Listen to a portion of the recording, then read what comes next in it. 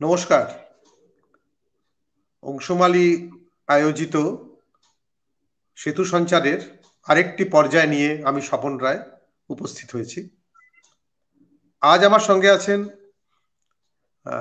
আদতে কলকাতাবাসী, কিন্তু এখন অধুনা তিনি দিল্লিতে থাকেন, গুরগাঁওয়ে, বিশিষ্ট কবি, গদ্যকার,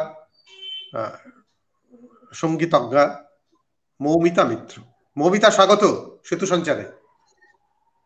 অসংখ্য ধন্যবাদ স্বপনদা এবং অংশুমালী সেতু সঞ্চার এই সাদর আমন্ত্রণ, মানে আমাকে সম্মানিত করেছে।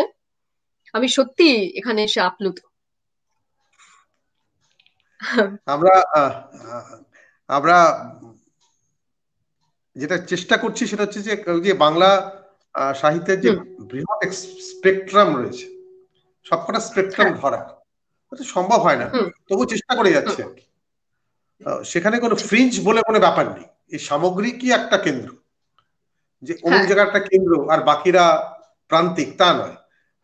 মানে না। এটা আমি তো বাইরে থেকেছি, আমার মনে হয় যে পুরো বাংলা সাহিত্যটাই একটা হুম। কেন্দ্র, তার কোনো প্রান্তিক, তার কোনো কেন্দ্র হ্যাঁ। এরকম কোনো ব্যাপার নেই। সেটাই চেষ্টা করছি আর যে হ্যাঁ, সবাই। আর বিশেষ করে স্বপনদা, এখন এখন বিশেষ করে এই যে আন্তর্জালের পৃথিবীতে এখন একদম। সত্যি কি কেন্দ্র বলে কিছু হয়? না, না, হয় এখন না। সত্যি এখন যেখানে আন্তর্জাল জাল আমাদের সবাইকে আটকে রেখেছে, এখন আর ওইভাবে কেন্দ্র বলা যাবে না। বলা হয় না মাল্টিভার্স, মাল্টি ইউনিভার্স, হ্যাঁ, যখন একটা সেটাই। ইউনিভার্স নেই, প্রচুর ইউনিভার্স এখন, ঠিক সেরকম। হ্যাঁ, এখন এখন আর মেরুকরণ ওরকম জায়গা নেই, মানে।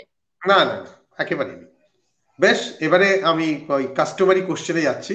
সেটা হলো যে তোমার একটা স্বপরিচিতি দাও। আমি আর কি বলবো, অচেনা কে ভয় কি আমার, ওরে এইভাবেই আর কি। আমি তো নিজের কাছেই অচেনা, আর কি পরিচয় দেব। কবিতা লিখি ছোটবেলা থেকে, কবিতা লিখি। উম কবিতাটা সবসময় আসে, মানে ওই জল ভাত শ্বাস প্রশ্বাসের মতো আসে। তবে কতটা ভালো লিখতে পারি সেটা জানি না, এটা বিনয়ের কথা না, মানে একেবারে সব থেকে বড় কথা বিনয়। আমি সেই ঋত্বিকের শক্তিবাবু লিখেছিলেন না যে, তুমি চলে গেছো, স্পর্ধা এসে চলে গেছে, বিনয় এসেছে। তা বিনয়ী আমি একেবারেই নই, এটা আমার মনের কথা, যে আমি কখনোই মনে করি না আমি ভালো লিখতে পারছি। আমার সবসময় মনে হয় আরো পারফেকশনের দরকার, এখানে ভুল করেছি। সুতরাং আমি কখনোই বলছি না যে আমি ভালো লিখি, মানে আমি বিশ্বাসই করি না সেটা ভেতর থেকে। একটা গড়া ভাঙা সবসময়ই চলছে। এবং কিন্তু আমি কবিতাটা লিখতে ভালোবাসি, মানে কবিতার যদি ফরম্যাট হিসেবে ধরা হয় সেটাকে, সেই ফরম্যাটটাকে আমি পছন্দ করি। এবং আস্তে আস্তে যত দিন যাচ্ছে আমার গদ্যের দিকে ঝোঁক বাড়ছে। যেমন মুক্ত গদ্য আমার লিখতে ভালো লাগে, এবং আমার বিশেষ করে যেটা ভালো লাগে সেটা হচ্ছে প্রবন্ধ। প্রবন্ধ লিখতে আমার ভীষণই ভালো লাগে, নানা রকম বই ঘেঁটে তথ্য জোগাড় করে। আর বিশেষ করে আমার ঝোঁকটা হচ্ছে মহাভারত, রামায়ণ, মহাকাব্যের দিকে। মহাভারত আমার ভীষণ প্রিয়। তার নানা আঙ্গিক নিয়ে চিন্তা ভাবনা করা, বা ইতিহাস নিয়ে, সেই নিয়ে প্রবন্ধ লিখতে আমার খুব ভালো লাগে। আর কবিতার সঙ্গে সঙ্গে গানটা আমার সবসময় চলেছে, ছোটবেলা থেকেই গান চলেছে। গীতবিতান, প্রিয়নাথ মল্লিক রোডে গীতবিতানে আমার 5th ইয়ার কমপ্লিট করেছিলাম, করেছি। এবং তারপরে আমি নিজে গান লিখি, সুর দিই।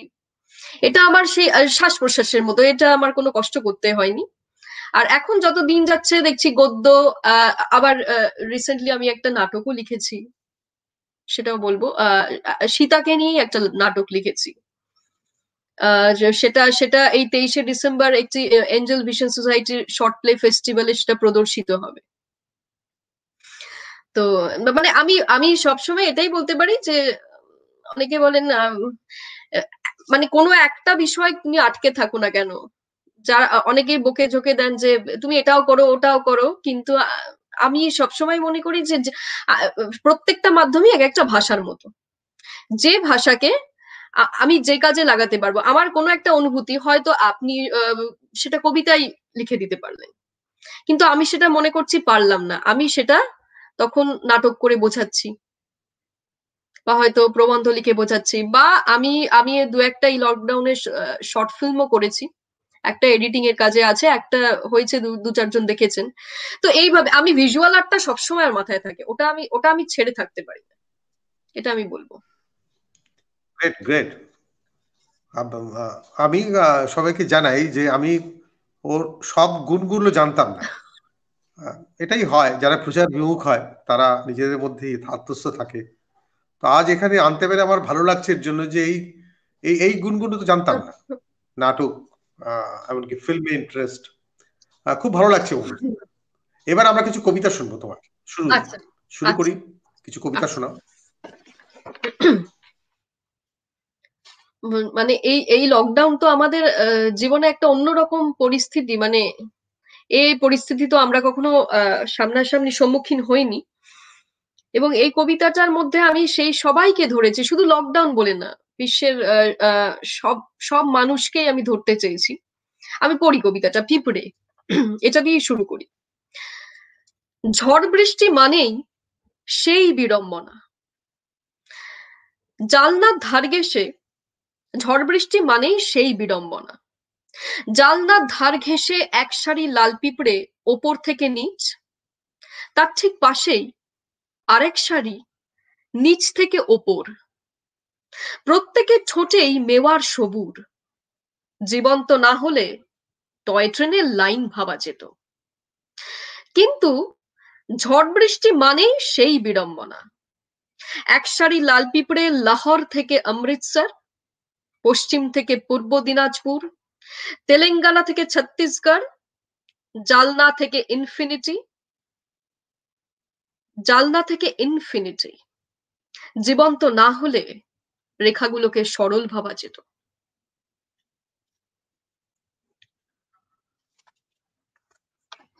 পড়তে থাকো, পড়তে থাকো। হ্যাঁ, পড়ছি। আমি এখন গরদের মতো পবিত্র, আমাদের প্রিয় নাম, সম্বোধন, অতিমারি জাকাজাকিগুলি ফ্রিজারে ভরে রেখেছি, মাছ মাংস সসেজের সঙ্গে। যাবতীয় আষ্টে ভাব এখন শীত ঘুমে রত। আমি এখন নির্দ্বিধায় চন্দন ঘষতে পারি, প্রদীপ জ্বালতে পারি, ধোঁয়ার কুণ্ডলি থেকে, আলপনার লতা থেকে সাপ ঘনিয়ে উঠলে ধুনো ছড়াতে পারি, ছাতিম গন্ধ চন্দন কাঠে পিষে ফেলতে পারি। কারণ আমি এখন গরাদ বা গারদের মতো পবিত্র বা সংশোধিত। এখন আমাদের জীবনটা কেমন হয়ে গেছে না, যেন একটা আটকে থাকা, ঠিক। কিছুই কিছুই যেন খুলে প্রকাশ করতে পারছি না, একটা ফ্রিজারের মধ্যে রয়েছি যেন, আর সবকিছু যেন আটকে রয়েছে, মানে তৈরি করা আনুষ্ঠানিক একটা ব্যাপার। চাই কি এভাবে থাকতে সারা জীবন? থাকতে চাই না। তো সেই ব্যাপারটা আর কি। আর হুম হুম পৃথিবীর অধিকাংশ মানুষের হাড় মাজরা দেখা যাচ্ছে এক্স-রে ছাড়াই, আর অধিকাংশ জোকেরা ফুলে ফেপে ঢোল হয়ে যাচ্ছে। এই রক্ত মাংস বণ্টনের বৈষম্যে নৈরাজ্যপুঞ্জ অতীব উদ্বিগ্ন। তাই নির্দেশিকা জারি হয়েছে, প্রতিদিন প্রতিটি জোককে 1 লিটার রক্ত বমি করতে হবে কমজে। তারপর ফ্লাশ না করা সেই রক্ত গন্ডুস ভরে পান করবে কোনো হাড় বিশিষ্ট জিরজিরে। সর্বসম্মতিক্রমে প্রস্তাব স্বীকৃত হওয়ার পর যখন নির্দেশিকা প্রেসে ছাপতে গেল, তখন নৈরাজ্যপুঞ্জের অধিকর্তা ঢুকলেন ওয়াশরুমে। একে একে খুলে ফেললেন টাই, কোট, শার্ট, প্যান্ট, গেঞ্জি, জাঙ্গিয়া, ছাল, চামড়া। মিনিট 10 পর একটি জোঁক ওয়াশরুমের দরজার নিচ দিয়ে পিছলে কিলবিলিয়ে সেধিয়ে গেল সোজা বাগানে। মালি যখন সদ্য পোতা গোলাপের চারায় জলে ছিটে দিচ্ছিল, ঠিক সেই সময় জোঁক জাঁকিয়ে বসলো তার ঘাড়ে। এদিকে ওয়াশরুমে তখন ব্র্যান্ডেড টাই, কোট, শার্ট, প্যান্ট, গেঞ্জি, জাঙ্গিয়া, ছাল, চামড়া মহানন্দে হ্যাঙ্গার পোহাচ্ছে। চারদিকে দেখছি আর এই কবিতাগুলো ছিটকে ছিটকে উঠছে রক্তের ভেতর থেকে। কিছুই তো পারি না, কিছুই পারা যায় না। আমাদের অক্ষর ছাড়া আর কিছু নেই, অক্ষর ছাড়া আমাদের আর কিছু নেই।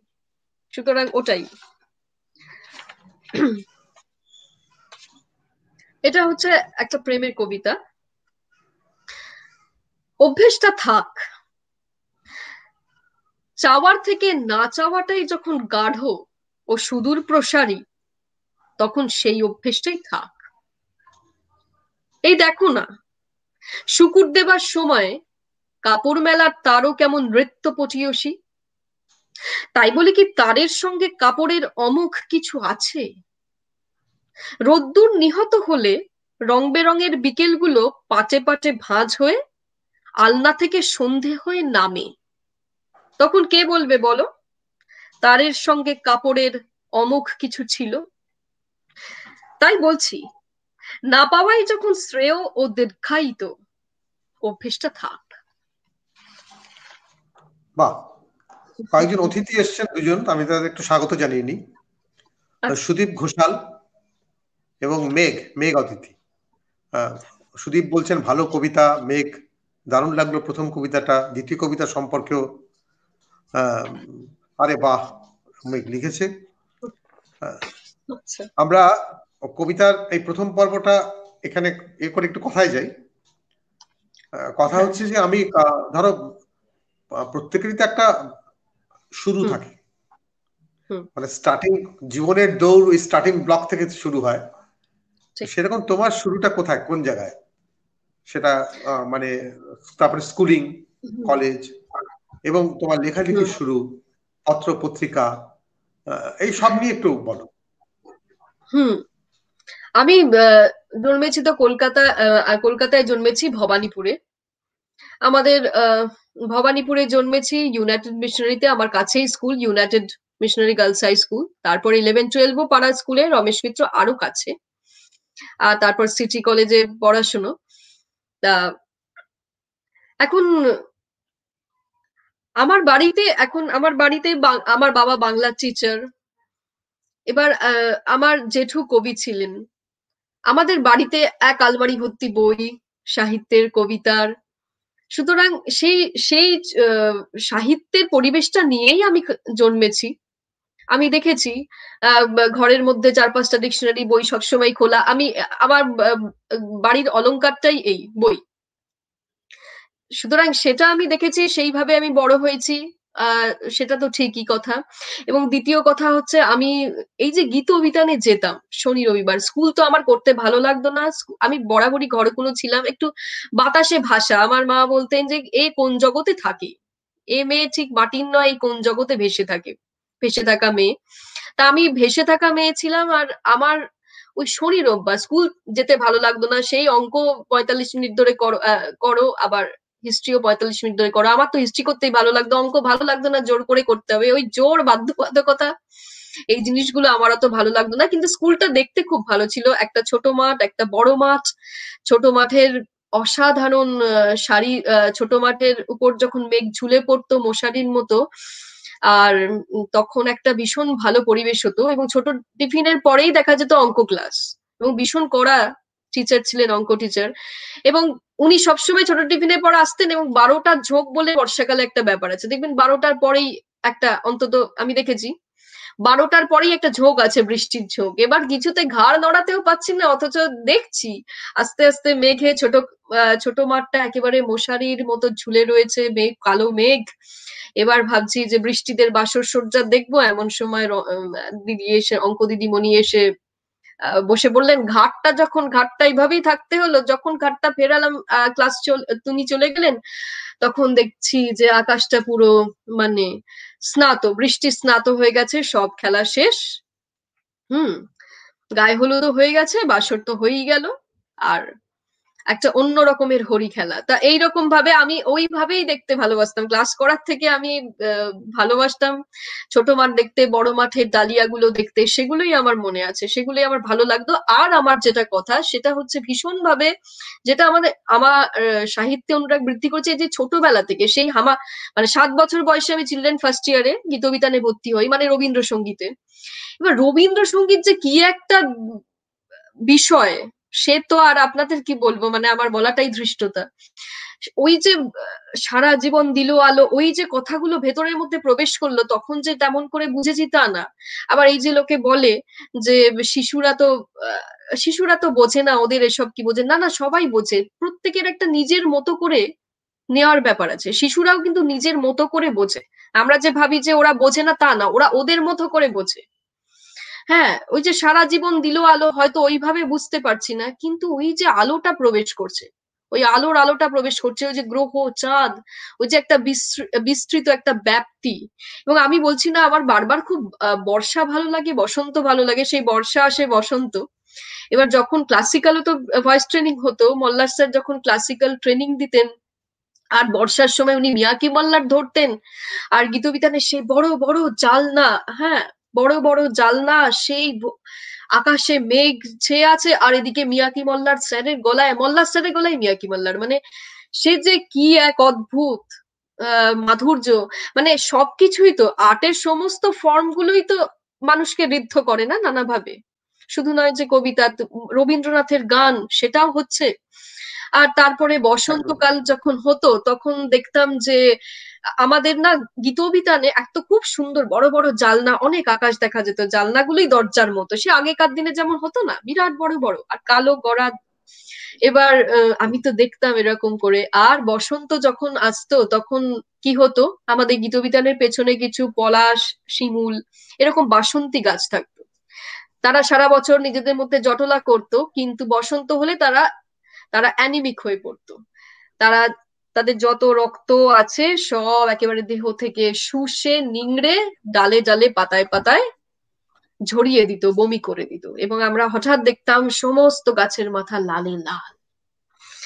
এবং এইভাবে প্রকৃতি আমার মধ্যে এইভাবে ঢুকেছে।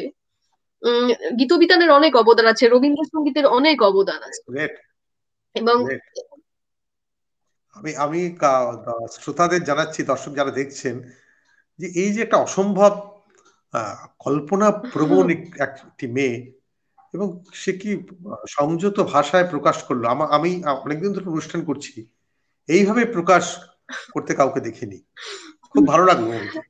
আর প্রকৃতি তো এটাই, অথচ অথচ সেভাবে প্রকৃতি তো এটাই। প্রকৃতিকে পাইনি, কারণ আহ, ভবানীপুরে ওই আর চারদিকে বাড়ি, চারদিকে বাড়ি কংক্রিট। হ্যাঁ, হ্যাঁ, হ্যাঁ, ভবানীপুরে কিন্তু দক্ষিণ কলকাতা, হ্যাঁ, কলকাতার দক্ষিণ ওই পুরনো কলকাতা, কলকাতা একদম ভবানীপুর একেবারে, ভবানীপুর। এখানে বাড়ি ওখানে কিন্তু বাড়ি, তার মধ্য চারদিকেই দিয়েও বাড়ি। সেইভাবে প্রকৃতিকে কোথায় পেলাম আর, সবই তো কংক্রিট, কিন্তু ওইভাবে। তোমার তোমার তোমার তোমার যে রিসেপশনটা, তোমার যে রিসেপ্টার অ্যান্টেনা, সেটা খুব সক্রিয় ছিল। কিন্তু সেই প্রকৃতিকে তুমি যেভাবে বললে, এখন যা তুমি যেভাবে বর্ণনা করলে, সেটাই তো একটা আহ সাহিত্যের অংশ। খুব ভালো লাগলো। কজন পারে এভাবে অনুভব করতে। সেই বলছি, গ্রেট, ওই অ্যান্টিনায় চাঁদ আটকে থাকা গ্রেট। ওটুকুই, আর তো মানে অ্যান্টিনায় চাঁদ আটকে থাকা, আর বিন্দু বিন্দু ওই চুমুর মতো তারা নক্ষত্র, এই এগুলোই মানে এগুলোই তোমাদের ওদিকেই বিকেল মানে বেলা। আরো কয়েকজন কবিকে আমি চিনি, তারা তোমাদের সিনিয়র। ধীমান চক্রবর্তী, দেখো সেই ধীমানের কবিতা তো কত অজস্র স্পন্দন আছে। সেও তো ওই কংক্রিটাইজড কলকাতার। কৌশিক চক্রবর্তী, হ্যাঁ, সেও তাই। তো কবিতা হ্যাঁ, যেখানে হ্যাঁ, ঢোকার না, ঠিক ছুঁয়ে ফেলে যাকে নেওয়ার। আর তার তখন হ্যাঁ, কিছু করার থাকে না।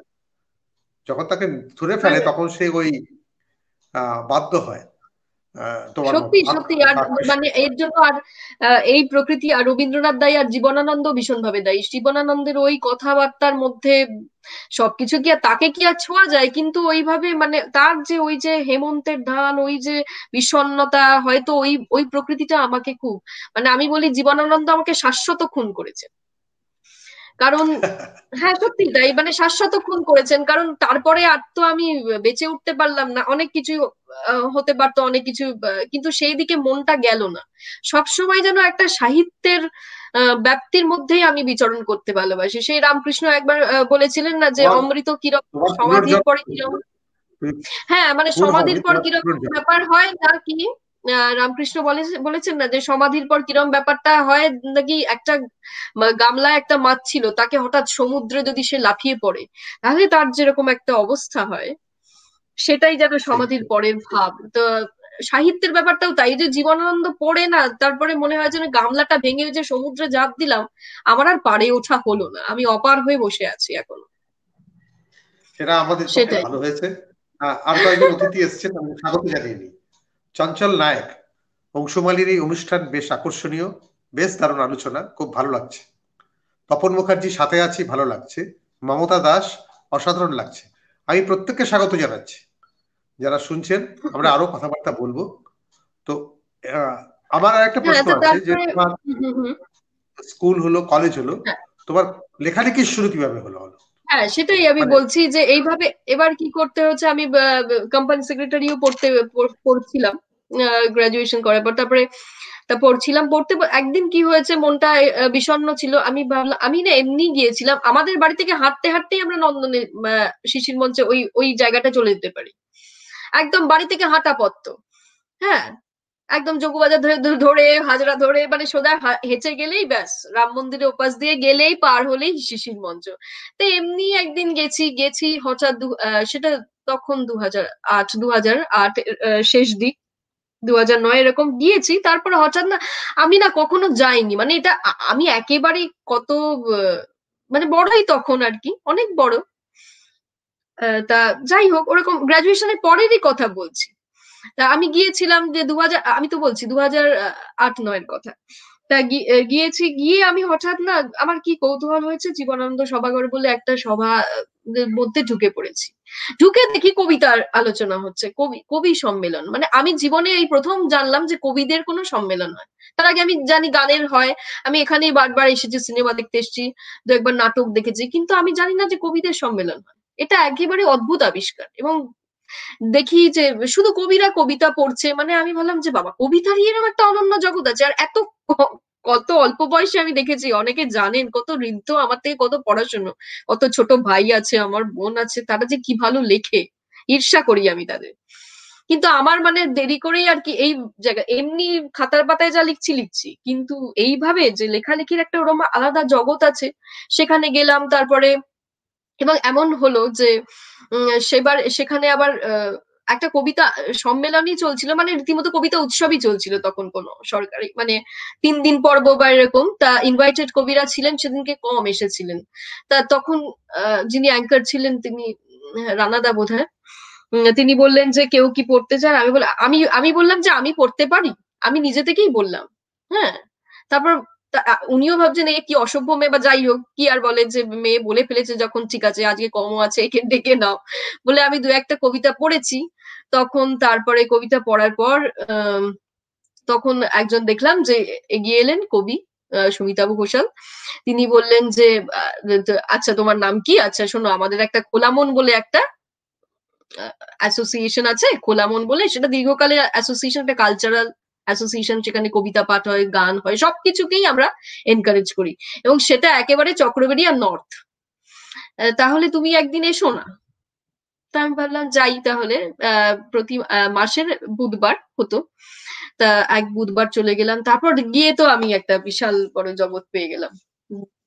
সেখানে দেখলাম আমার বয়সী, আমার থেকে ছোট, সব নতুন, আমারই বয়সী সব। তারা কেউ কবিতা পড়ছে, কেউ বাজনা বাজাচ্ছে, কেউ গান গাইছে। হ্যাঁ, আর তাদের মাথায় ঠাসা সব আইডিয়া। হ্যাঁ, সব নতুন। আর তারপরে সেইখানে যেতে যেতে তারপর ওখানে যাওয়াটাই হ্যাবিট হয়ে গেল, কবিতা পাঠ করা, অন্যের কবিতা শোনা। মানে আধুনিক একটা কবিতার যে সিরিয়াসলি যাওয়া। এবং খোলা মন পত্রিকাতেই আমার প্রথম লেখাটা বেরোয়। মানে এমনি স্কুলের ম্যাগাজিনে লিখেছি, কলেজের ম্যাগাজিনে লিখেছি, সেগুলো তো লিখেছি, কিন্তু খোলা মন বলে যে পত্রিকা, খোলা মন থেকেই বেরোতো, সেখানে আমার প্রথম, এখানেই প্রথম। সেখানেই আমার প্রথম কবিতাটা বেরোয়। হুম, চিটকিরি বলে বেশ। কবিতাটা বেরোয়। হুম। হ্যাঁ, তো তারপর থেকে আমি বেশ ভালোই ছিলাম। বেশ। তারপর 2011 আমার বিয়ের আগে অব্দি ওখানেই, মানে কোলামনে খুব ছুটি, আর প্রচুর বন্ধু পেয়েছিলাম। এবং তারা শুধু কবিতা নয়, ওই যে বললাম ফিল্ম, আমার ভীষণ ফিল্মে কেন ভালোবাসা, কারণ আমার ওখানে যারা ঘনিষ্ঠ বন্ধু ছিল তারা সবাই না ফিল্মের লাইন।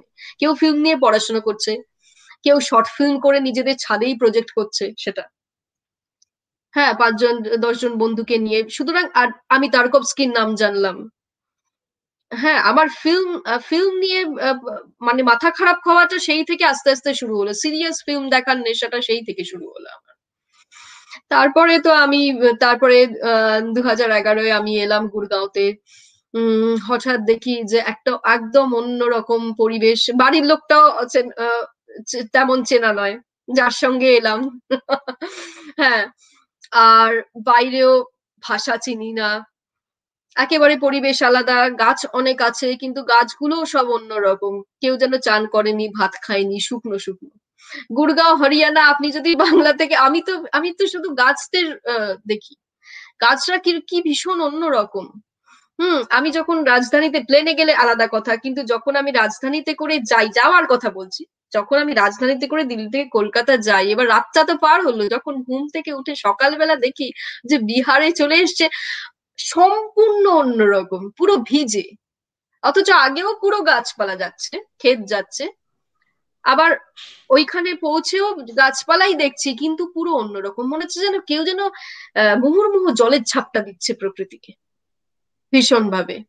পাখিরা যেন ডানায় যাচ্ছে আর পাখিরা নিজেরাই ডানায় ঝাপটে ঝাপটে প্রকৃতির মুখে জল দিচ্ছে মনে হচ্ছে। কিন্তু এখানে যেন মনে হয় সবকিছু শুকনো, আহারে কতদিন খায়নি, মনে হয় যেন একটু আঁচড়ে দিই গাছের মাথাগুলোকে, মনে হয় এত হ্যাঁ, হরিয়ানা, দিল্লি, এনসিআর পুরোটাই ধুলো, ওরকম। ধুলো বেশি, ধুলো বেশি। তারপরে মন টন খারাপ হতে তো লাগলো।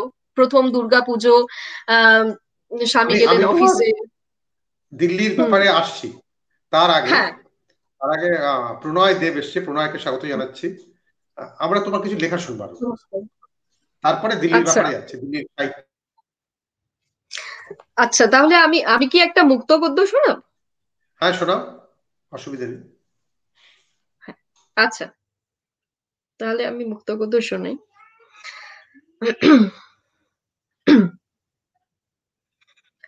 বৃষ্টি এলেই সেই সব ভুলো মেয়েদের কথা মনে পড়ে, যারা ব্রেসিয়ার খোলার আলিস্যিতে স্ট্র্যাপ খুলে সপাটে আছড়ে পড়ে ঘুমের খাঁচে, আর ঘুম থেকে উঠে মাথাময় আলুথালু চুলকে চুলকে চেয়ার, হুক, আলনা আতিপাতি করে খোঁজার মাঝারে একসময় অনুভব করে ব্রেসিয়ার তো বুকেই আছে, কেবল হুক লাগিয়ে টাইট করা হয়নি। গাব্বারজির প্রসাদ হওয়ার পর ঠুঁটো ঠাকুর সাহাবের দুই হাতার মতো এলিয়ে থাকে স্ট্র্যাপ আর স্ট্র্যাপিকা, দুই মেরুতে। দূরে মাউথ অর্গান বাজায় জয়, বিধবার মনে নীল লাদিনী জলে, জ্বালায় জলে, জ্বালায় জলে।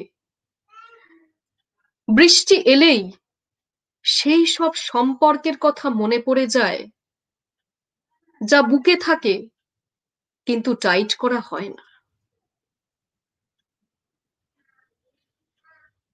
দারুণ, খুব ভালো। স্ট্র্যাপিকা, রাইট, খুব ভালো লাগলো। আহ, মৌমিতা, আমি একটা বেশি পড়ি, যেটুকু পড়েছি, মৌমিতা ভীষণ সংবেদনশীল এবং কিছু কিছু ক্ষেত্রে খুব তীব্র। সেই তীব্রতাটা নান্দনিক, কিন্তু ভীষণ তীব্রভাবেও প্রকাশ করতে পারে। সেটা এই নয় যে সরাসরি কিছু বলছে বা তা নয়। এক্ষেত্রে মানে মৌমিতা সত্যি, আমি ওর যেটুকু পড়েছি সেক্ষেত্রে বিশিষ্ট আমার মনে হয়েছে। তো আমার একটা প্রশ্ন আছে, যে ধরো আমাদের দেশে হোক, সারা পৃথিবী জুড়েই হোক, হুম, হুম, আমি আমি কিন্তু ওইভাবে, মানে আমাদের এখানে বলা হয় এরকম বলা উচিত না, আমি সেটা বলছি না। কিন্তু না, না, মহিলারা যখনই কিছু করতে গেছে, তখন হ্যাঁ, তার পরিবার বাধা হয়েছে, সমাজের বাধা হয়েছে। এমনকি হুম, ভীষণভাবে হ্যাঁ, এখন ইউরোপ, হয়েছে, আমেরিকা অনেকেই মুক্তমনা, সেখানেও তাদের মহিলারা হুম, করে অভিযোগ করে যে না, এর হুম, বায়াস। এবং তার সঙ্গে যোগ যোগ আছে তোমার বর্ণবিদ্বেষ তো আছেই, ওর সঙ্গে যোগ হুম, হয়। সেখানেও মহিলারাই হুম, বেশি নিপীড়িত হয়। যারা সেই, আর্থিক দিয়ে পিছিয়ে পড়েছে, সেই মহিলাদের অত্যাচারের কথা তো লোকে জানতেই পারে না, ওটা ধরেই নেওয়া হয় যে হুম, তাদের এটাই। এবং হুম, আমি তোমার কিছু লেখায় এটা পড়েছি, এবং আমাদের বাংলা সাহিত্য যেসব মহিলারা লিখেছেন, হুম, মানে যারা, হ্যাঁ, মানে প্রত্যেকেই হ্যাঁ, কন্ট্রিবিউট করেছেন এই দিকটাতে। এটা একটা সাহিত্যের হুম, অংশ, আমার মতে একটা মূল, হ্যাঁ, যে বাংলা সাহিত্যের একটা খুব গুরুত্বপূর্ণ অংশ এটা। তুমি যদি কিছু বলো এ নিয়ে। হ্যাঁ, আমি আমি এটাই বলবো যে আমি সবসময় মনে করি যে মেয়েদের এগিয়ে আসতে হবে। একটা একটা সময় ছিল যে কি কি বলবো, পরিবার কি ভাববে, তাদের ভীষণ এটা তো পারিবারিক কলঙ্ক, মানে নিজেদের আপনজনের কথা আর কেন বলবো মুখ ফুটে। কিন্তু আমার কথা হচ্ছে যে পৃথিবীটা শুধু শুধু যারা বেঁচে আছে তাদের জন্য নয়, আমরা আর কিছু বছর বাদে থাকবো না, কিন্তু আরো তো মানুষ আসবে যাবে। আজকে যদি আমি ভয় পেয়ে থাকি, আমার ভয়টা ওই পরম্পরায় বাহিত হয়ে যাবে। সেও দেখবে এই তো আমার মা তো ভয় পেয়েছে, তাহলে আমাকেও এভাবেই থাকতে হবে। হ্যাঁ, আমার আমার জেঠিমা তো এরম ভাবেই চলে এসছে, তাহলে আমাকেই থাকতে হবে। এই কেউ যদি ঘুরে না দাঁড়ায়, কেউ যদি ঘুরে না দাঁড়ায় তাহলে হবে না। যেমন ধরুন আমি আমি একটা ঋতু নিয়ে গান গেয়েছি। আমি আমি মনে করলাম যে কবিতায় কিন্তু ঋতু এসেছে, সাহিত্যে ঋতু এসেছে, কিন্তু গানে কখনো ঋতু আসেনি। হ্যাঁ, এখন আমি বলছি না আমি মারাত্মক কিছু বিপ্লব করে ফেলছি। অনেক জায়গায় এই স্লোগানটা উঠছে যে ঋতু তো মেয়েদের একটা শারীরিক প্রবণতা, স্বাভাবিক একটা শারীরবৃত্তীয় প্রক্রিয়া, তাতে তার সঙ্গে সংস্কার বা লজ্জা কেন? হ্যাঁ, আমি সেটাই লিখেছি। আমি আমার গানে লিখেছি শরীর খারাপ মেয়েরই ব্যাপার, কিন্তু বংশধর বাড়ির সবার। হুম, ঋতুমতি অসুচি না হলে বাজা। হুম, দুয়েতে পাল্লা ভারী কম নয় সাজা। এখন আজকে ঋতুমতি হওয়ার কারণে একটা কিন্তু ভালো যে সে মা হওয়ার উপযুক্ত, ব্যাস বংশধর পাওয়া যাবে। যদি না হয় তাহলে নাও, সে তো সে তো কিছু কন্ট্রিবিউট করতে পারলো না। সুতরাং আমি এইটা নিয়ে লিখেছি। তারপরেও বড় কথা আমি যেটা বলছি, শহরে আমি লিখেছিলাম অজিতদাকে বলবো, অজিতদার লেখা পড়ে পড়েও ভীষণ একটা মনে সাহস তৈরি হয়, একটা উম প্রথা ভাঙার একটা সাহস কিন্তু অজিত দা আমাকে দিয়েছেন, অজিত রায়। আমি ওনার লেখা পড়ে পড়ে তারপর যখন দেখলাম যে শহরে উনি বলছেন একটা লিখতে, সেটা একটা থিম ছিল রাত্রির কথা বা হ্যাঁ নিজেদের কিছু একটা। তা আমি না লিখেছিলাম মাস্টারবেশন নিয়ে। হুম, মাস্টারবেশন নিয়ে লিখছিলাম যে একটা মেয়ের মাস্টারবেশন করছে এবং তাতে তাতে তার কি কি অনুভূতি হচ্ছে, এবং সেই অনুভূতিটা মোটেই কিন্তু সেরকম একটা কিছু ছিল না, বরং সেটা রাধা কৃষ্ণের মতো, সে যেন একটা রাধার মতো, সে যেন একটা কৃষ্ণের মতো সাগরে ভেসে যাচ্ছে একটা। মানে আমরা সবসময় ভাবি 21st সেঞ্চুরি হয়ে গেছে, কল্পনা কল্পনা চাওলা আকাশে বিলীন হয়ে গেলেন, তারপরেও কিন্তু মেয়েরা এখনো প্রায়োপবেশনে মরবে, কিন্তু মাস্টারবেশনের কথা তারা বলতে পারবে না। বাবা ছি ব্যাপার, কেন হবে সেটা? তার তো কামনা। আমি তোমার সুতরাং শহরে পড়েছিলাম। হ্যাঁ, এবার অনেকে বলেছিলেন এখন কি জানো তো, এখনো অশ্লীল। সমাজটা তো এখানে আটকে আছে এখনো। অনেকে আঙ্গুলে আঙ্গুলে আংটি পাথর হুম টাথর পরে। হুম। হ্যাঁ, তো মানে বলা হচ্ছে পোস্ট মডার্ন, মডার্ন না পোস্ট মডার্ন, অথচ হাতে হাতে আংটি পরে, আংটি, হ্যাঁ। দেখুন গলায় আমি আমি পৈতা। তো পড়তাম, আমি তো আমি আমি মিথ্যে কথা বলে লাভ নেই, কারণ আমি এখন যেটা মনে করি, যেটা আমি আমার গুণদোষ সব আমি পড়তাম, আমি এখন আর পড়ি না। এখন আর বিশ্বাস ছিল এটাই না। এটাই এটাই বলা, একটা যখন উত্তর আমি মানসিক কলকাতায় উত্তরণ ছিলাম, আসতে হবে। আমার মা বলেছেন এই এই এই ঠিক আছে পড়ো, এতে ভালো হবে, ঠিক আছে। তারপরে আমি দেখলাম আর ভালো কি হবে, নিজে যা করব তাই হবে। মানে আমি একটা যেটা বড় কথা স্বপনদা, আমি যেটা মনে করি, যখন আমি নিজের জায়গা থেকে এলাম না, ওই যে মহাকাশচারী, হ্যাঁ পৃথিবীর মধ্যে থেকে পৃথিবী দেখা একরকম, আর মহাকাশচারী যখন মহাকাশ যান থেকে পৃথিবীটা দেখে তখন কিন্তু অন্যরকম। আমি যখন আমার নিজের জায়গা কলকাতা বাড়ি যখন ছেড়ে দূরে চলে গেলাম, দূর থেকে যখন দেখলাম, তখন আমার মনে হলো যে অনেক কিছুকে আমি বেশি ইম্পর্টেন্স দিয়েছি, যেগুলো না দিলেও হতো। আবার অনেক কিছুকে হয়তো তুচ্ছ ভেবেছি, সেগুলোকে আমার জোর দেওয়া উচিত ছিল। মানে একটা নিরপেক্ষতা আসে, হ্যাঁ, এবং একটা জোরও আসে যে এখানে তো কেউ আমার নামটাও জানতো না। গুড়গাঁওতে কেউ নামটাও জানতো না। সেখানে সেখানে এখন তো পাশের বাড়ির লোক তো জানে এই মৌমিতা, বা ঠিক আছে আমি আসছি, পাড়ার চারটা ওটাতে লোক তো আসছি। জানে। এবার এবার তুমি তোমার হুম, একটা আরো দু তিনটে কবিতা পড়ো, তারপরে গুরগাঁও দিল্লির যে সাহিত্য তোমার সংসর্গ, সে নিয়ে কথা হবে। আর দু তিনটে কবিতা পাঠ করো। আচ্ছা আচ্ছা। আমি আমি তাহলে আচ্ছা আমি যদি আরেকটা, আচ্ছা বলছি। হুম, আমি বলছি আমি কি আরেকটি মুক্তগদ্য বলতে পারি? সেটা আমার বলার, এই আপনি যে বললেন কথাটা, যে আপনি আমার যে স্বভাব বিশ্লেষণ করলেন যে মৌমিতা কিছু ক্ষেত্রে আমি আমি জন্মেছি, আমি যে গলিটায় জন্মেছি সেটা আমি বলছি বিন্দু মাত্র লজ্জা ছাড়া, সেটাকে লোকে বলতো পেচ্ছাপের গলি। সেটার নামই অনেক আছে। আছে আমি বলি কলকাতা, কলকাতা দক্ষিণ এরকম কলকাতা বহু আমার তো গলি ঘোরা। আছে, হ্যাঁ, এরকম এরকম বহু গলি আছে এবং মিউনিসিপ্যালিটি তাকে সেই নামেই ডাকা হয়। এবার কথা হচ্ছে আমাদের গলির যারা লোকজন তারা ভীষণ লজ্জা, ইস পেচ্ছাপের গলি মানে কি। আর যারা সব বিয়ে হয়ে দাদাদের বিয়ে হয়ে বৌদিরা এলেন, জামাই বাবুরা এলেন, সবাই হাসি মজা মানে হাসি করতে মানে হাসাহাসি করতে লাগলেন যে ওরে বাবারে এই গলিতে বিয়ে হলো। তা আমি বললাম যে এতে লজ্জার কি আছে, যে দেশে আমরা দেখেছি মৃণাল সেনের কলকাতা 71 আমরা দেখলাম যে শর্ট স্টোরি একটা, অনেকগুলো স্টোরি ছিল তাতে একটা স্টোরিতে যেখানে বুদ্ধিজীবীরা ক্লাবে বিশাল মত্ত পানা শক্ত হয়ে তারপরে তারা কথাবার্তা বলছেন এবং বলছেন আগামী যুগনায়ক তো ফুটপাত থেকে আসবে, এবং মৃণাল সেন একদম ক্লোজ আপে নিচ্ছেন ফুটপাতের একজন শিশু, সে তারস্বরে কাঁদছে তার মুখ। তা যে দেশে মানে কোটি কোটি শিশু ফুটপাতে জন্মাচ্ছে আর গলিতে জন্মাচ্ছে, সেখানে পেচ্ছাপের গলিতে কিসের লজ্জা। তা আমি একটা লিখেছিলাম, আমার ছোটবেলা আমি রাজপথের ইতিহাসে শুধু লেখা থাকবে, পেচ্ছাপের গলি লেখা থাকবে না। আমি লিখেছিলাম মুক্তগতটা, পেচ্ছাপের গলি রাত খুঁজতে খুঁজতে সর্ষে বাচার মতো ঝাঁঝালো পেচ্ছাপের গলিটা হাওয়ায় বকম বকম পালকের মতো ভাসতে ভাসতে পিচ রাস্তায় গেঁথে গেল।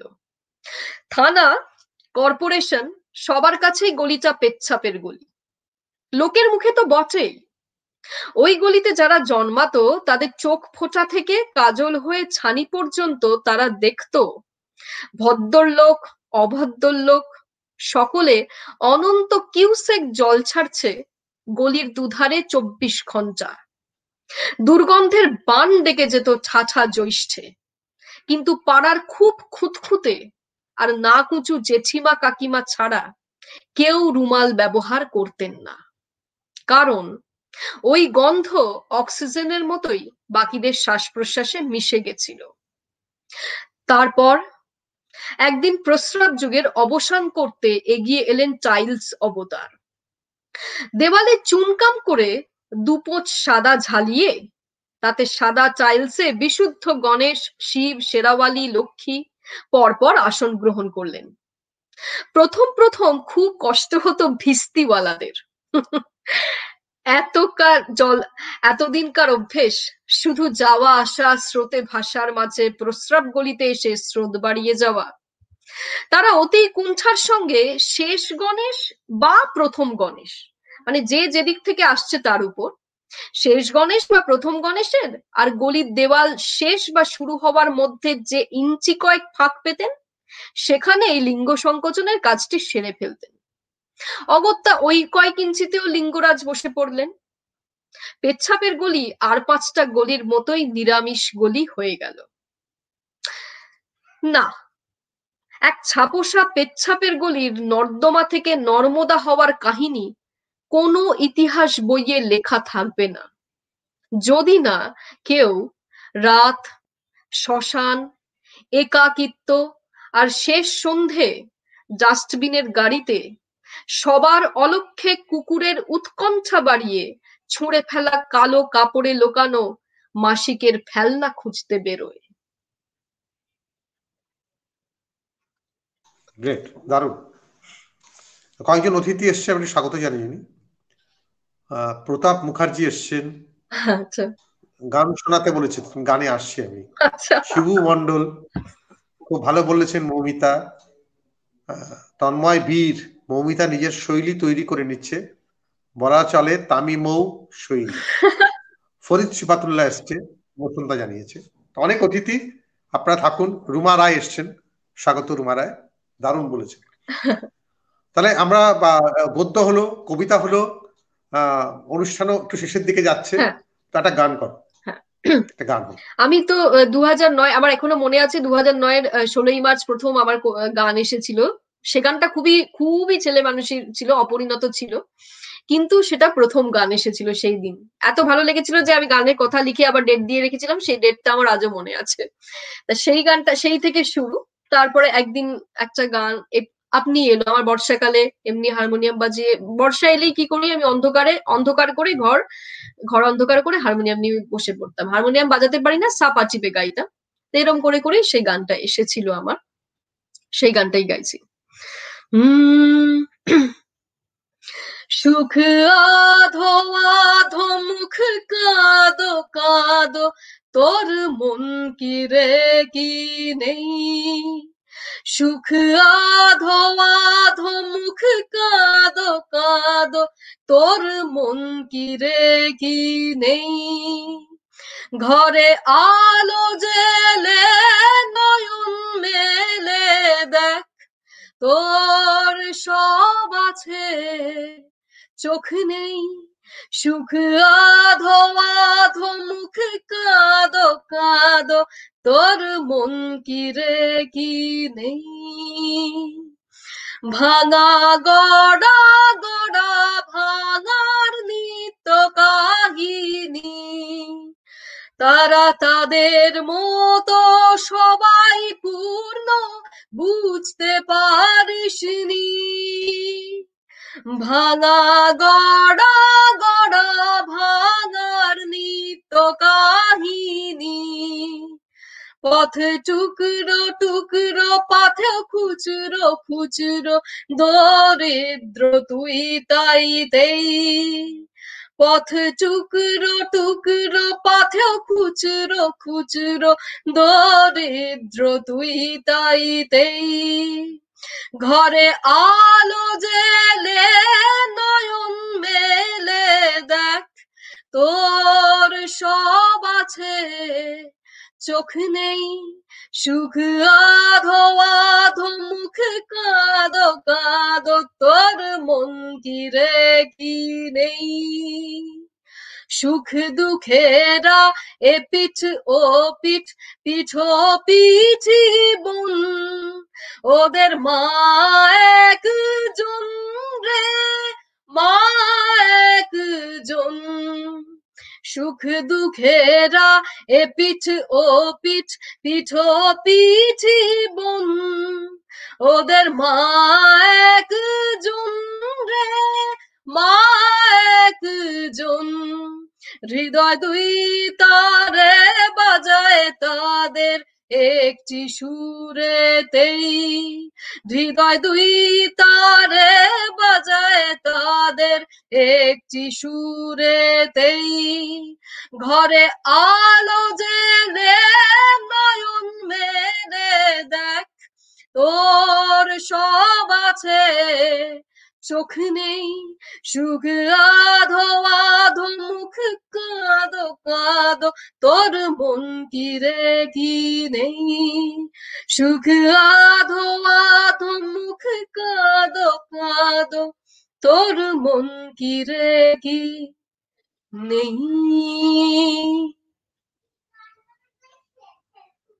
বাহ, দারুণ। এই এটা এই গানটা কি তোমার লেখা এবং তোমার সুর দেওয়া নিজেরই? হ্যাঁ হ্যাঁ, হুম। সেই 2009-তে সব খোলা মনে শোনাতাম, খোলা মনেই শোনাতাম। হ্যাঁ, এখন তোমার নেটে সামান্য নেট গন্ডগোল করছে। যাই হোক, আমি আচ্ছা, তোমার দিল্লিতে যে আসার পরে লেখা লিখি এবং এটা একটু সংক্ষেপে বলো। বন্ধু বান্ধব যারা হলো দিল্লিতে কিভাবে ব্যপ্ত হলে সেটা একটু শোনো। হ্যাঁ, আমি তারপরে তো দিল্লিতে এলাম, আমাকে সুমিতা বোধহয় বললেন যে শ্রী শৈলেন সাহা, তার কন্ট্যাক্ট নাম্বার দিলেন, বলেন শৈলেন সাহা দিল্লিতে আছেন, উনি কবি, ওনার প্রচুর গুণ, নাটক, হ্যাঁ নাট্যকার, ওনার অনেক গুণ আছে, তুমি আর উনি খুব সাংস্কৃতিক জগতের সঙ্গে ভীষণভাবে যুক্ত, তুমি ওনার কন্ট্যাক্ট নাম্বারটা দিলেন। ওই শৈলেন দাই আমাকে গোটা দিল্লির সঙ্গে তারপরে পরিচয় করিয়ে দিলেন একে একে। আমি বিভিন্ন জায়গায়, উনি বলতেন মৌমিতা, কোথাও একটা অনুষ্ঠান হলে উনি বলতেন মৌমিতা চলে এসো, বলে তারপর উনি সবাইকে ইন্ট্রোডিউস করে দিলেন। এই যে বট গাছের মতো একটা ছাতার মতো মাথায় কারুকে পাওয়া, বট গাছের ছায়া, সেই একটা বিরাট বড়। শৈলেন্দা একেবারে দিল্লির বট গাছের মতো আমাকে ডালপালা মেলতে সাহায্য করেছেন। হ্যাঁ, এবং এইভাবে আস্তে আস্তে দিল্লিতে চলাফেরা হতে লাগলো। এরপরে আমি আলাপ হলো, এবং আস্তে আস্তে আমার কবিতার ধারাটা, তারপরে আস্তে আস্তে আমি গদ্য বা প্রবন্ধের দিকে যেতে যেতে লাগলাম। এবং আমি অন্য অনেক অঞ্জলিদির সঙ্গে আলাপ হলো, অন্য দেশে লিখলাম। গল্প লিখলাম। তারপরে উন্মুক্ত উচ্ছ্বাসে, হ্যাঁ, আদিত্য সেন কাছে আমি লেখা দিলাম, বেঙ্গল অ্যাসোসিয়েশনের দিগঙ্গনে দিলাম, এবং তারপরে শাশ্বতী পৃথাদি, আমাদের অগ্রজা কবি দিল্লির পৃথা দাস, শাশ্বতী নন্দ, এরা বললেন তুমি তো তোমার প্রবন্ধ লেখার একটা হাত আছে, তুমি লেখা শুরু করো, বলে উন্মুক্ত উচ্ছ্বাসের দুর্যোধনকে নিয়ে একটা প্রবন্ধ লিখি। এছাড়া অহেতুক আড্ডা বলে একটা দিল্লিতে খুব ভালো একটা আড্ডা হতো, মানে হতো, সেটা একেবারে একটা একাডেমিক সার্কেল। তারা এক একটা মাসের এক একটা রবিবার বেছে নিয়ে তাতে এক একটা বিষয়ে রাখতেন এবং এক একজন লেকচার দিতেন, আমরা শুনতাম। ভীষণ ভাবে সাহিত্যে হেল্প হয়েছে। তাদের একটা ম্যাগাজিন ছিল হিন্দোল, তাতে লিখেছি, তাতেও ধারাবাহিকভাবে প্রচুর লিখেছি। এবং তারপর আস্তে আস্তে, এবং আমার এখন যে বন্ধু, আমার দুই বন্ধু আছে, সোনালী মোনালি, তাদের নামেও কি ছন্দ দিল্লিতে। সোনালীর মায়াজাম পত্রিকায় সোনালী এমন ভাবে সেই রাগ করে অভিমান করে হোক, বাবা বাচ্চা করে হোক, ওরে তুই নতুন কিছু ভাব, নতুন কিছু প্রবন্ধ লেখ, এই বন্ধু পাওয়া যে কি ভীষণ ভালো একটা ব্যাপার। আর মোনালি, তার সঙ্গেও আমার, সে তার আবার ভিজুয়াল আর্ট, সে পেইন্টার, তার আঁকা, হ্যাঁ, এবং তার আঁকা, তার মহাভারতের ভাবনা, এই বন্ধুদের সঙ্গে পেয়েছি। দিল্লি হাটার্স, আমাদের দিল্লি হাটার্স আছে, গৌতম দাশগুপ্তের মতো কবি, এদের পাঞ্জি বসাক ছিলেন, হিমাদ্রি দা ছিলেন। এদের মানে কতদিন যে দেখিনি, লকডাউনে আবার কবে দেখা হবে কে জানে। তারপর আমাদের এখানে দিল্লিতে এখন পীযূষ দা, হ্যাঁ, দিল্লির বাংলা সাহিত্য, পীযূষ বিশ্বাস, পীযূষ দা, সবাই মানে এই মানে এখানে এসে তারপর দেখলাম যে কোনো অসুবিধে হচ্ছে না, মানে এখানেও একটা নিজস্ব জগৎ আছে এবং দিল্লির নিজস্ব ফ্লেভার নেই। দিল্লির একটা নিজস্ব ফ্লেভার আছে, স্থানিকতা আছে সেই সাহিত্য, সেটা হয়তো কলকাতার মধ্যে নেই। মানে কলকাতার নিজস্ব স্থানিকতা আছে, মানে আমি বলছি যে কলকাতার কবি আর দিল্লির কবিদের হয়তো আলাদা করা যাবে কবিতা শুনে, মানে সেটা বলছি। আঙ্গিকটা আমার বদলে গেছে অনেকটা, দিল্লিতে থেকে আমার মনে হয় আঙ্গিকটা বদলে গেছে, স্থানিকতা ঢুকেছে। তো এইভাবে, হ্যাঁ। আর তারপরে আমি আবার এখানে এসে আমি গ্রিন রুম থিয়েটারে নাট্য দলেও যুক্ত হয়েছিলাম। আমার প্রিয় কবি ভাস্য দিদি নিয়ে গেছিল। ভাস্য দিদিও নাটকের ভীষণ ভালো অভিনেত্রী। ওই বলেছিল, দেখে আমার ভালো লেগেছিল, একটা অসুখ বলে নাটক, সেই দেখে আমি ভেবেছিলাম যে ওখানে 1 বছর ছিলাম নাটকে। তারপরে নানা কারণে করতে পারিনি, সংসার, ছেলে, কিন্তু মানে আমি নাটকের দলের মধ্যে রীতিমতো ছিলাম, গ্রিন রুম থিয়েটার। সেখানে আমি দেখেছি যে অঞ্জন কাঞ্জিলাল ডিরেক্টর একদম শূন্য থেকে আমাদের সামনে কিভাবে একটা নাটকের কাঠামো তৈরি করে ফেলছে। কথা বলতে বলতে, ডায়লগ বলতে বলতে, ডায়লগটা তৈরি হচ্ছে, তো একটা চরিত্র তৈরি হচ্ছে, একটা প্লট তৈরি, প্লটটা না তৈরি। আমরা মোটামুটি খুব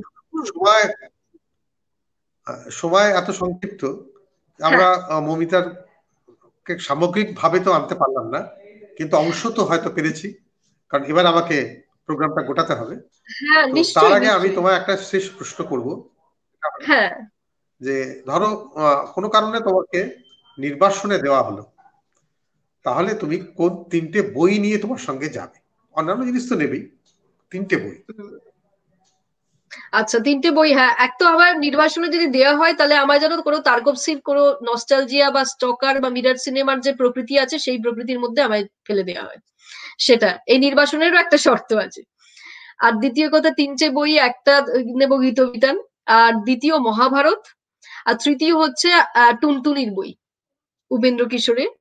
কারণ টুনটুনির বইটা হচ্ছে, আমি এরকম অদ্ভুত, মানে টুনটুনির বইয়ের মধ্যে যে দর্শন আছে, কোনো তাবড়ো উপন্যাসের মধ্যে সে দর্শন দেখিনি। টুনটুনি কিরকম, ওইটুকুনি ছোটর যে শক্তি, হ্যাঁ, সেও বলতে পারে। একটা টুনটুনি পাখি, সে গাছের ডালে বলে দিচ্ছে, রাজা বড় ধনে কাতর, টুনির ধন নিল ঘরের ভিতর। হ্যাঁ, আর তারপরে হচ্ছে যে, হ্যাঁ, রাজার ঘরে যে ধন আছে, টুনির ঘরেও সে ধন আছে। আসলে যে টুনিদের ঘর থেকেই রাজার ধনটা বেড়ে উঠছে, এবং এত সুন্দর, টুনি বলে পারবে না, কিন্তু সে ছলে কৌশলে এমন কিছু পরিস্থিতি তৈরি করছে যে রাজা সেই নাকটা কাটা গেল এবং সে কিন্তু পার পেয়ে গেল। এবং পরের গল্পেও আমরা দেখছি যে টুনি ফোড়া হয়েছে, তাকে কাটতে হবে, সে নাপিতের কাছে যাচ্ছে, পারছে না, তখন এক একজনের কাছে যাচ্ছে, সে বড় বড় বাঘা বাঘা লোকদের কাছে গিয়ে পারলো না, হাতিও বললো আমি পারবো না বাবা কিছু। তারপর সে মশার কাছে গেল, তখন মশা হাতিকে কামড়ালো, তখন হাতি এরকম করে করে করে। তার মানে কি, কতগুলো যদি বদলাতে হয় কিছু, তাহলে অনেকগুলো মশা মিলে আর একটা টুনটুনি যথেষ্ট। এই সংঘ, এই যে খুব ভালো লাগলো সংঘবদ্ধতার যে মৌমিতা। শক্তি, সেটা আমি টুনটুনির বইতে পেয়েছি। হ্যাঁ, আর মহাভারত আর টুনটুনি বইকে আমি দারুণ। পাশাপাশি রাখি। আমরা আমরা মৌমিতার কাছ থেকে শুনলাম ওর 3টে বই নেওয়ার কথা। গোরাচাঁদ চক্রবর্তী এসছেন, তোমার কবিতা কৃষ্টি ভালো লাগলো, সাথে তোমার ভাট বকা উপভোগ করলাম, উনি মজা করে বলেছেন। যাই হোক, তোমার পরিচিত নিশ্চয়ই। তো যাই হোক, আহ, আমরা অনুষ্ঠানের একেবারেই শেষ পর্যায়ে চলে এসেছি। আজকে খুব ব্যথিত হৃদয় জানাচ্ছি যে আমার দীর্ঘদিনের বন্ধু, কবি, অত্যন্ত প্রিয় মানুষ, এই অনুষ্ঠান শেষ হওয়ার আগে রঞ্জনের একটা পোস্টে জানলাম নাসের হোসেন আর নেই। আমি আমার অন্তরের শ্রদ্ধা জানাচ্ছি, ভালোবাসা জানাচ্ছি। নাসের মতো এত বিনয়ী, ভদ্র এবং উচ্চমানের কবি আর নেই। আমি আর কি বলবো, আমি সত্যি ভারাক্রান্ত। জাস্ট অনুষ্ঠান শুরু লকডাউনে কতজনকে হওয়ার যে আগে আমরা রঞ্জনের হারাবো, এ যেন একটা হারিয়ে গেল। হারানোর একটা যাই হোক, মানুষের ভিড় একটা। হ্যাঁ। চলেছে। যাই হোক, অংশুমালীর পক্ষ থেকে আমি তোমায় ধন্যবাদ জানাচ্ছি। আর তুমি যদি অংশুমালীকে কিছু বলতে চাও বলতে পারো, তারপর অনুষ্ঠান শেষ করবো।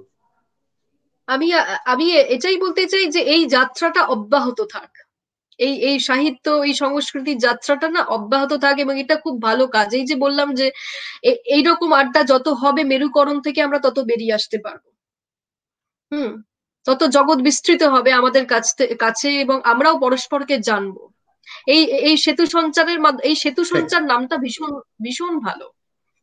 আমাদের পরস্পরের মধ্যে সেতু হোক, আমরা একে অপরকে জানতে পারি, ছুঁতে পারি, এভাবেই যেন চলতে পারি আমরা। সেতু সঞ্চার নামটা অংশুমালীর সম্পাদক, তিনি খুবই অসুস্থ এখন। আচ্ছা তার 2টো হার্ট অপারেশন হয়েছে। ইয়াং ছেলে, অনেকটাই বয়স কম, কিন্তু তাও আচ্ছা। খুব মনোবল খুব বেশি ওর। তো ওই জোবায়ন সন্ধির দেওয়া সেতু সঞ্চার নামটা। ঠিক আছে, সন্ধিও আজকে দেখতে পাচ্ছে না, হয়তো ব্যস্ত আছে, পরে দেখবে। আচ্ছা। আমি সবার পক্ষ থেকে নিশ্চয়ই আবার নিশ্চয়ই। সবাইকে, যারা থাকলেন তাদের সবাইকে ধন্যবাদ জানাচ্ছি, এবং ফেসবুকে আমি লিংক শেয়ার করে দেব। মৌমিতা, আমার সেতু সঞ্চারে আসার জন্য আবার আরেকবার ধন্যবাদ জানিয়ে আজকের অনুষ্ঠান শেষ করছি। নমস্কার। আমি ধন্য এসে আমি ধন্য এসে স্বপনদা।